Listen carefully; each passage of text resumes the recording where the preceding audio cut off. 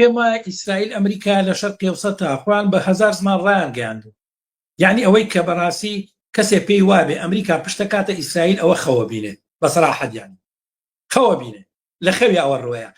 زانین چۆنە ئیسرائیل توان بڵێم ویلایەتی 52 ئەمریکا لە شەرقی ئەوسەتا، ئیسرائیل ئەمریکایە.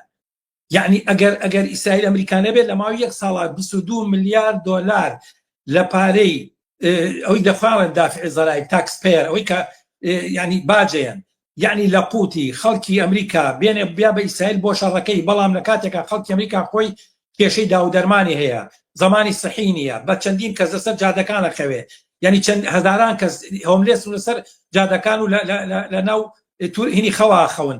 یعنی بەڕاستی ئەگەر ئەمە بەشێ نەبێتەوە، گەر ئەم شەڕە بۆ ئەو استراتیژی نەبێ، مەسیری نەبێت، یعنی معلومە کەمە ناکە. بۆیە ئەوەی کە من پێم وایە ئەوە خەیاڵە، ئەوەی بەڵام چۆنە حەقیقەتەوەی کە دەوڵەتانی غەرب ئەوروپا لەژێر فشاری کۆمەلگای خۆیانان، ئەزانین چۆن ناتوان ئەوانە مەنادی دەبگرن.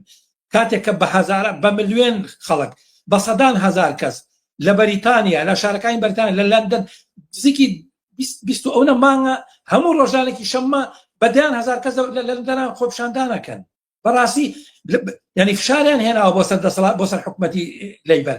هەر ئێستا بەهۆی سیاسەتی حکومەتی عمالەوە کێسەمەرەوە بە جۆرێک ئەوڵە ڕسوا بووە کە جێرمی کۆبن کە پێشتر لە حیزبی عمالە دەرکرا بە ناوی ئەوەی کە بەحساب ئەنتیجووە، هەر ئێستا لە ماوەی هەفتەیەکە کە ڕایگەاند و حیزبێکی دروستکە 600,000 کەس بۆ بە ئەندامی ئەو حیزبە.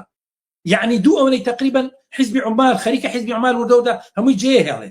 یعنی وانییە کە مەسەلەی غەزە و مەسەلەی ئەم جەریمانی کە لە غەزا و لە فەڵەستینا کرێ، ئەمە فشارێکی کۆمەڵایەتی دروست کۆ لەناو کۆمەلگای ڕۆژئاوا، لەناو خەڵکی ڕۆژاوا، مرۆڤایەتی ڕۆژاوا کە بڕای زەختێکە لەسەر فەڕەنسا، لەسەر ئیسپانیا، لەسەر ئیرلەندا، لەسەر ئەڵمانیا، لەسەر بەریتانیا، هەتا لەسەر خودی ئەمریکا.